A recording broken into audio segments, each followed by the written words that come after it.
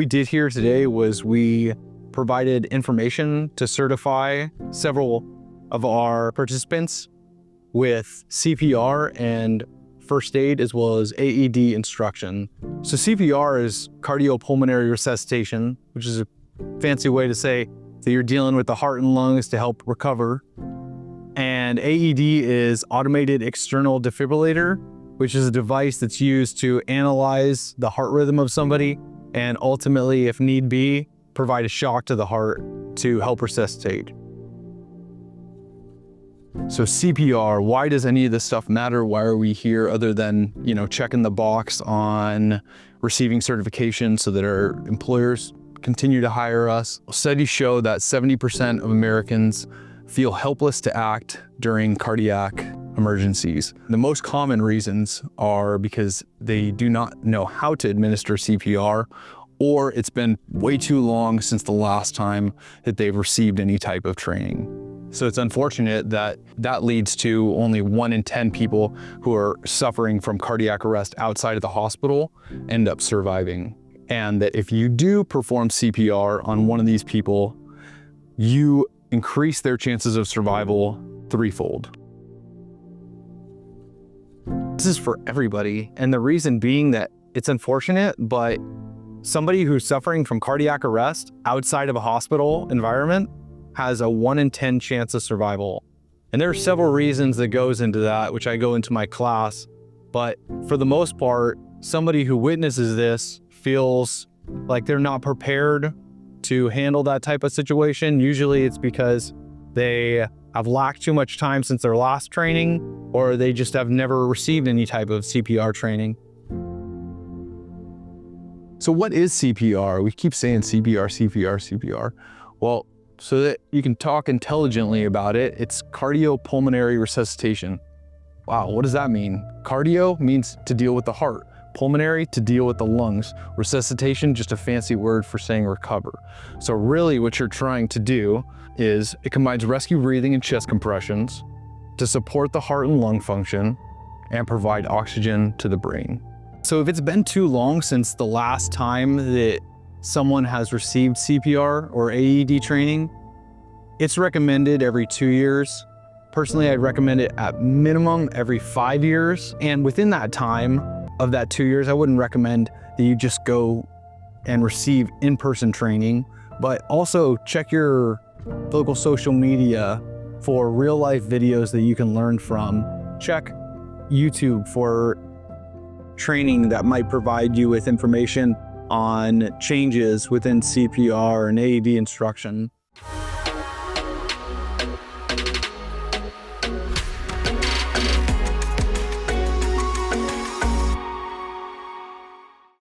Let's go over the importance of obtaining proper training to handle emergencies. This video will provide all the information you'll need regarding the certifications we offer, but we recommend that you also do your own research about the different types of certifications caregivers and other professionals should obtain. We offer CPR, first aid, and AED classes in English and Spanish. We can conduct sessions for groups of 15 or more at your location, or you can attend one of the classes we host every month. Our live training sessions are conducted in a traditional classroom setting, and our blended program merges online instruction of concepts that incorporates an in-person skills session. During this session, students engage in hands-on practice under the supervision of a certified instructor. Students have the flexibility to complete the instructional portion online and arrange an in-person appointment for the skills session at their convenience. Many studies suggest that blended education can improve students' learning and increase content retention for an extended period of time. There are thousands of businesses and many organizations that provide training and certifications, but the quality of these courses varies significantly. While some certifications may be less expensive and easier to obtain, they don't have the same level of credibility as those that offer comprehensive programs provided by accredited organizations that are widely recognized. To be fully prepared to handle emergencies, it is essential to obtain a certification that includes the necessary training, as well as a hands-on in-person demonstration and testing. We work with Vital CPR First Aid Training Center, and we use the materials developed by HSI to train and certify our students. The certifications and trainings provided by the Health and Safety Institute are accepted and approved by over 5,000 state and federal regulatory agencies, occupational licensing boards, national associations, commissions, and councils across more than 550 occupations and professions. Vital CPR First Aid Training Center's courses are taught by real first responders, and their certification classes focus on the need-to-know skills. Whether you get certified through us or another entity, we recommend that you keep your certification current and choose a reputable training center to obtain and maintain your credentials. Visit our website for more information about the certifications we offer. safehires.org, bringing life-saving education to our community since 2015.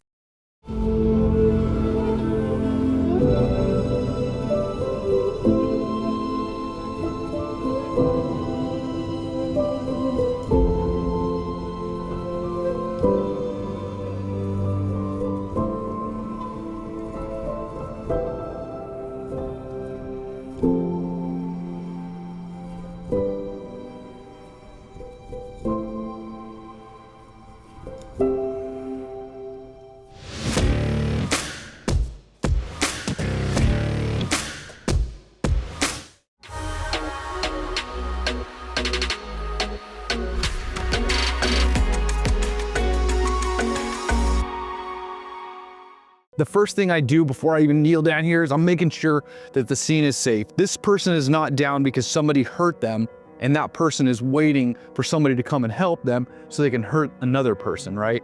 If I don't see anybody around here, or somebody alerted me this person, hey, my husband, he just passed out. I don't know, he has heart issues. Then, okay, I feel like my scene is safe, okay? Then I'm gonna go up, I'm gonna assess the victim for responsiveness, okay? Couple things. So if they're unconscious, all right, they're not able to look at me, I feel like they're already unconscious. The first thing I wanna do is I wanna address them through voice, okay? Hey, are you okay? Are you okay? I get nothing. Okay, now I wanna address them through pain stimulus or touch stimulus, all right? It doesn't have to be, I'm not gonna hurt them, but I wanna know that, is this person just sleeping, all right?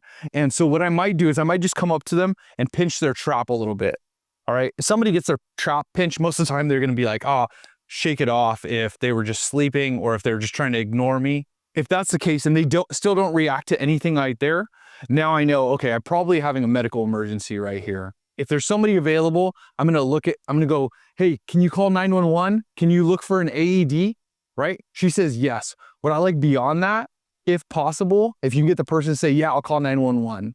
Will you call 911? Yeah, I'll call 911. She's calling 911. That's closed loop communication, all right? That's me asking you, will you do something? You saying, yes, I will do just that, right? Will you look for an AED? Yes. Yes. She's gonna go look for an AED, right? Awesome, perfect. So I know somebody's tasked with looking for 911 or calling 911. Somebody's gonna go look for an AED.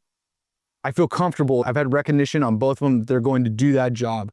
Now I'm gonna get into my job, which is just caring for this person right now. So I'm going to look, listen, feel, look, listen, feel, look, listen, feel. I'm gonna keep saying that. So those three things come into your mind when you are at this point. Look, listen, feel, all right? I'm looking down their chest. So what I'm looking for is rise and fall, okay? Every one of us, as we're breathing, our chest rises, we breathe out, our chest falls, okay? I'm gonna be looking for that on them. I wanna know, are they breathing? Next one, I'm gonna be listening, all right? And I'm listening out of their mouth and nose for breath sounds. So I can do those both at the same time, right? And at the same time of that, I can feel. I can feel inside their neck for a carotid pulse. When your body goes into a state of shock, your body wants to reserve all of the oxygen and thereby the blood to all of the important life-sustaining organs. Okay, they're all right within this or right here. The very last thing that your body, your heart is going to provide oxygen for is your brain, okay? And therefore, you will lose all pulses everywhere except for your carotid. And you know, once you've lost your carotid, you've got blood going nowhere, okay? So that's why we check for the carotid, and we check to see how strong it is. And the reason I have you guys do this, and I encourage you that when you go home to try and feel on somebody else's, is to kind of get a feel for how do all of our carotid pulses feel. And this person's is stronger, this person's is weaker, but if you go up to a person and you can't find it at all, and you know it's probably because there's no blood going anywhere, you've got little to no breathing, little to no pulse, it's time to perform CPR. So an adult or an older child, all right, adult or older child, I'm gonna go right into compressions, okay? A younger child, they usually say age 6, 7 and below. To infant, we're gonna start with breaths, all right? So older child, adult, start with compressions. Younger child, infant, we're going to start with breaths. The reason being that we talked about those children, the infants, having greater need for oxygen. Well, we need to get it into them as quickly as possible, okay? But with an adult like this, we're just going to go to 30 compressions. How do I do that? I'm going to line myself up with the center of their chest, okay? It doesn't matter. I could be over here, it'd still be okay. I could be over here, it'd still be okay. I know where the center of their chest is. This one's easy because his chest is already exposed for me, okay? And I can see. I'm going to go palm over palm. You can do it like this. You could do it like this. You could do it like this. As long as one hand is over the other hand, you're going to have enough to compress a full-grown adult, okay? Now, I'm going to turn sideways so you can see what I'm doing. It's not this, and it's not this where I'm over the person completely. I just want my arms to be locked out. That makes it easiest on you. And the only thing hinging is going to be my hips. So palm over palm in the center of the chest. I'm usually looking, say, at the center of the chest, the nipple line, either one of those works, okay? Palm over palm on a full-grown adult. And all I'm going to do is I'm going to fully compress and I'm going to fully let up, okay? And as I continue to do that, I'm looking at doing that about 2 per second, okay?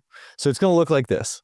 I'm going to count out loud so everybody's with me. 1 and 2 and 3 and 4 and 5 and 6 and 7 and 8 and 9, 10, 11 and 12 and 13 and 14 and 15 and 16, 17, 18 and 19 and 20, 21, 22, 23, 24, 26, 27, 28, 29, 30. Every single time I could probably hear, I don't know if it was going all the way over there, there was like this little pocket of air. Okay, that was telling me that I'm just letting up just enough to allow for full recoil of that chest. All right, what we don't want is this. Okay, I'm not allowing that sponge to absorb all of the blood. Okay, so we want to fully let up and then go back down and then go back down.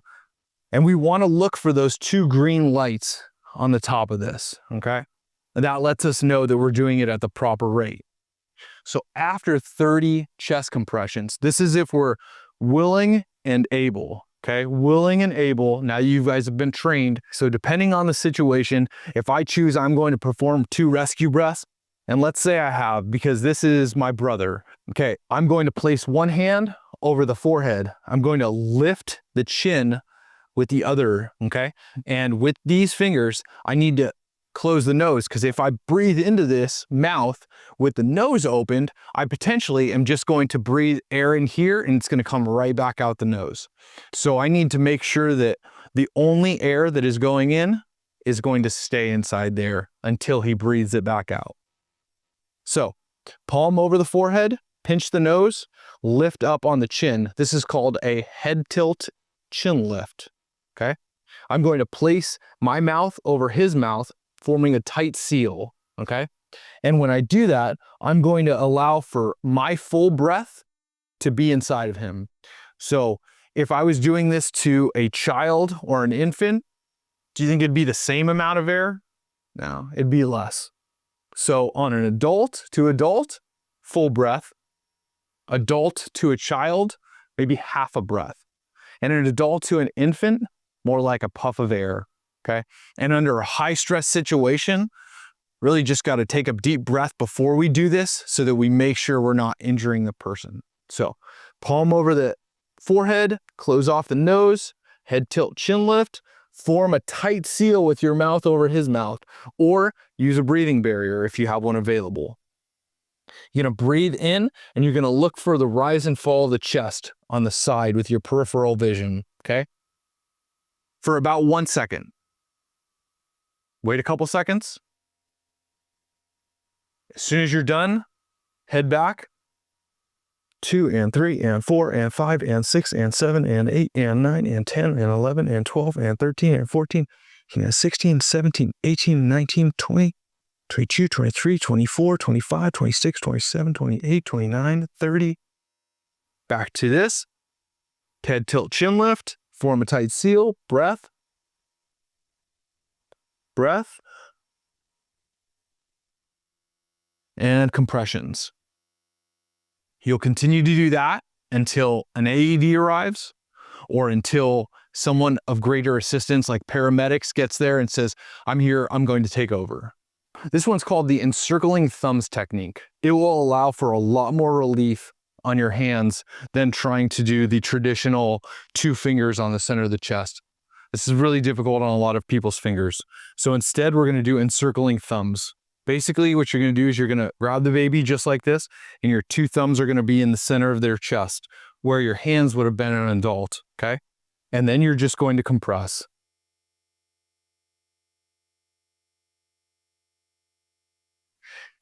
Our thumbs are stronger. That's not difficult for me at all. I don't think it's going to be for you either. It also allows for better stabilization of the head. If I'm grabbing the baby straight on, the spine is in line, and I'm doing compressions, most of the time the baby's head isn't bouncing all over. If I am doing them like this, or like this, or like this, the baby's head might be bouncing all over. And as we know, babies don't have the strongest of necks, okay? So it just allows for better spinal alignment and more relief on your thumbs. Well, trying to feel for a carotid pulse on a 7-month-old, not going to do it. You're not going to do it. Their neck is too short. It's too fat. So what we do is we feel inside their arm for that brachial that we felt for. A lot easier. A little bit more difficult on an adult, a lot easier on an infant, okay? So I'm feeling right inside here for that pulse, okay? The look, listen is the same. I'm still looking down their chest for the rise and fall. I'm still listening for that breathing, but I'm feeling for this pulse here. When I get to compressions, I know that I'm going to start with breaths on an infant or a younger child, and then when it gets to compressions, I'm just going to do this type instead of this type. If the infant or super young child, toddler, is so young that you are unable, and they're so small that you're unable to fit your mouth just over their mouth, like with an infant, you are going to do a head tilt chin lift. You're going to place your mouth over their entire mouth and nose, okay? Because most of the time you're unable to just have a tight seal over the mouth. So you place your mouth over their entire mouth and nose, creating a better seal.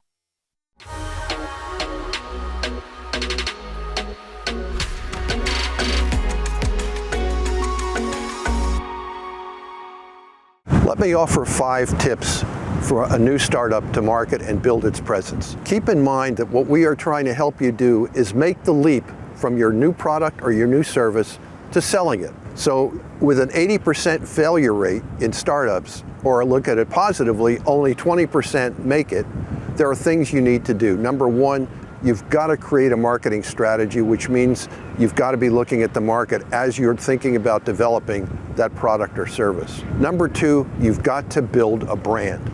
And a brand is not a logo. A brand is what describes you. It's like the unique sales proposition.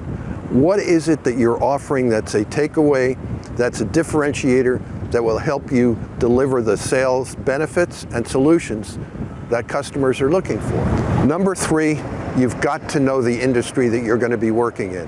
Know the competition, know the businesses, know the products and services, know what may be in development in the future. Number 4 is absolutely critical. Always build relationships. Wherever you go, from the moment, even before you started thinking about your business or your product or your service, build relationships with the people that you meet. They will be your source of referrals, of new customers, of referral prospecting, all of those things that you need to do. The last tip, and this is probably the most critical, only 35% of new startups get financing. So if only 20% make it, of that number, a percentage of them have been able to start without financing. Most of them, 35%, will be able to get financing. So keep in mind these marketing tips that will help you succeed as a startup. My name is Alan Coleman. Please join me again for new Revenue Accelerator tips.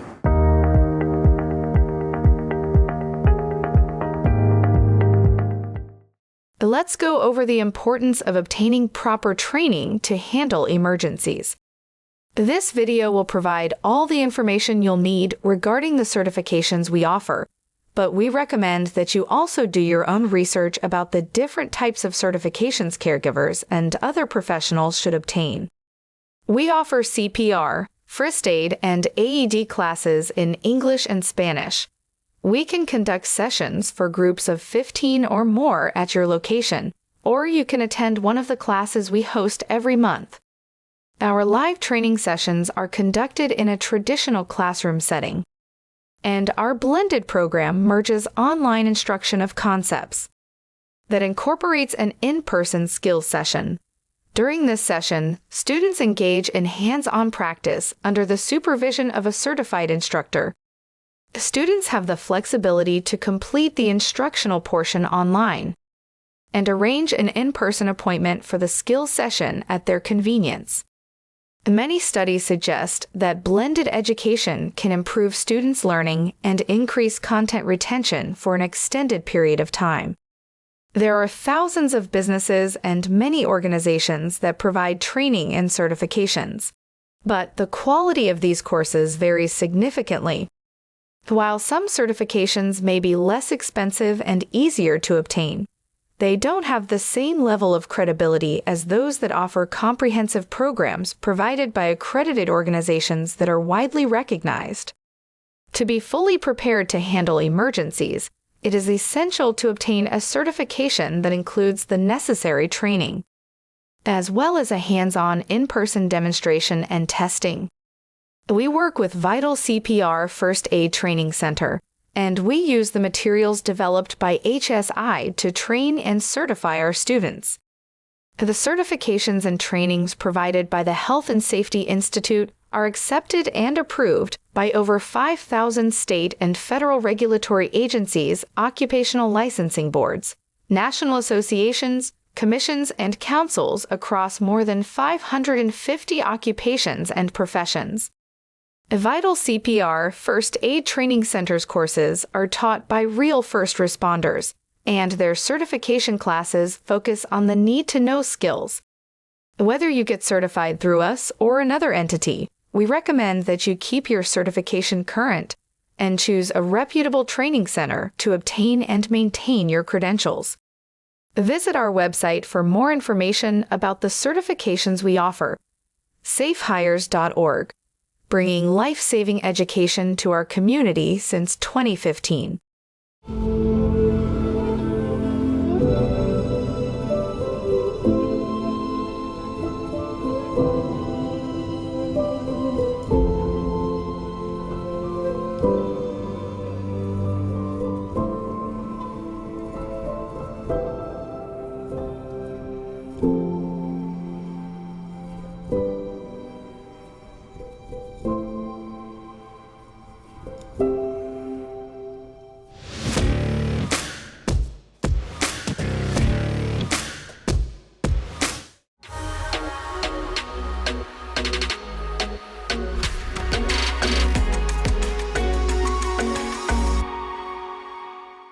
How back blows works is if turns into right?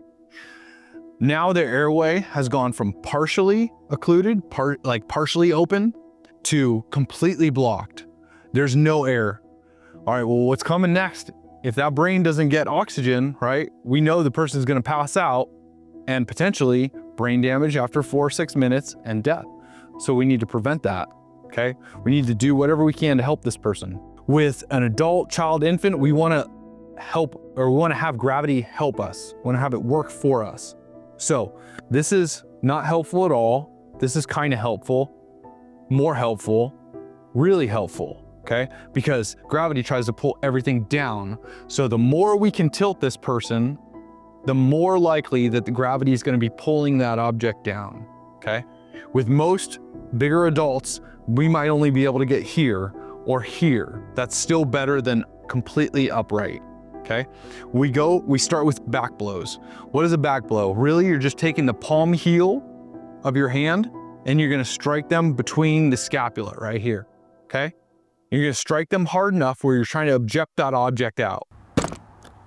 4, 5, okay? Hit them 5 times.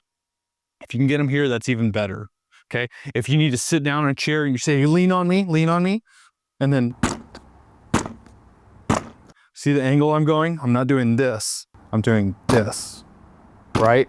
At an angle where I'm trying to expel that object. Turn them around. Now we're gonna do abdominal thrusts. Everybody see his belly button right there?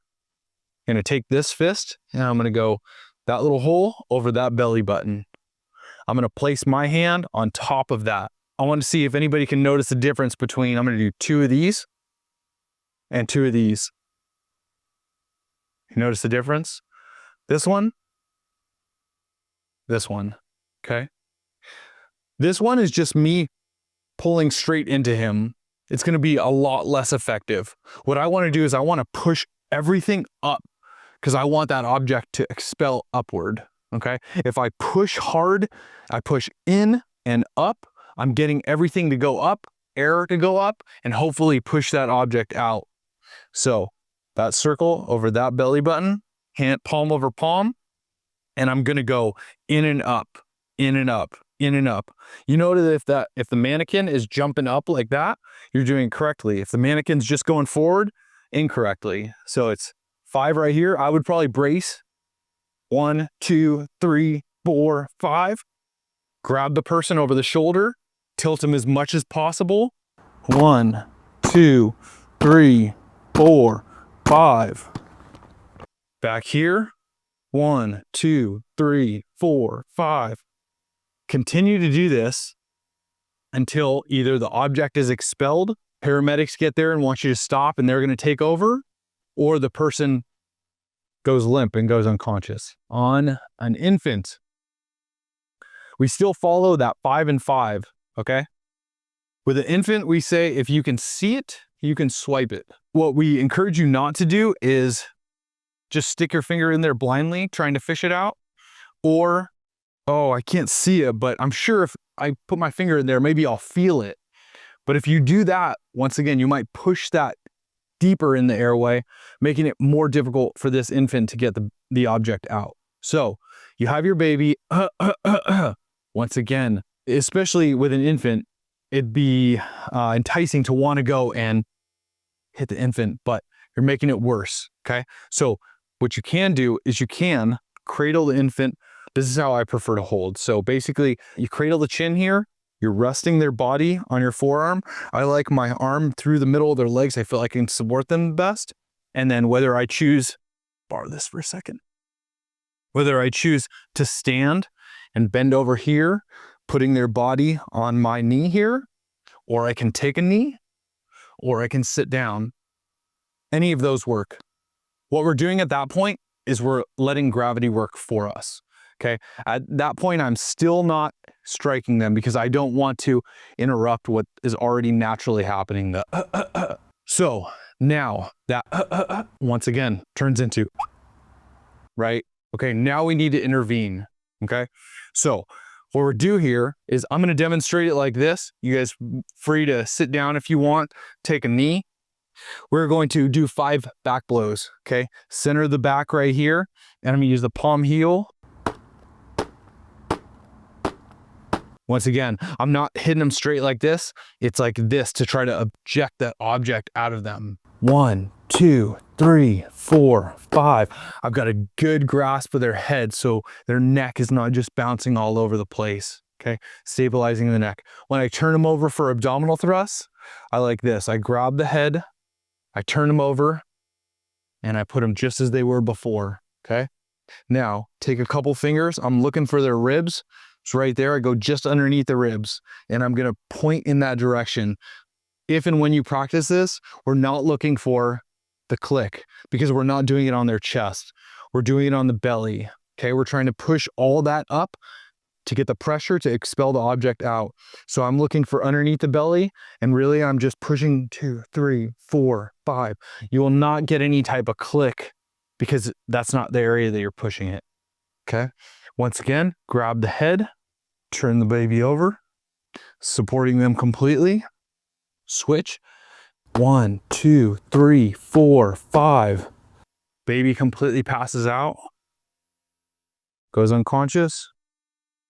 Lay them down. And circling thumbs technique. 1 and 2 and 3 and 4 and 5 and 6 and 30. Head tilt, chin lift. Mouth over the complete mouth and nose. Breath. Breath. 1 and 2 and 3 and 4 and 5 and 6 and so on. So we're really out of the ordinary with training locations. We've trained from everywhere from schools to jiu-jitsu studios, yoga studios, even professional environments. Really, if you have the space, I'll provide the training. If you're interested in hosting a class, please reach out to me via Instagram or website, phone call, or email, and we can talk about hosting a class at your location. Thankfully, we've been pretty lucky and there's a lot of interest in hosting. So we can bring everything over to your location and provide the training to whoever you'd like.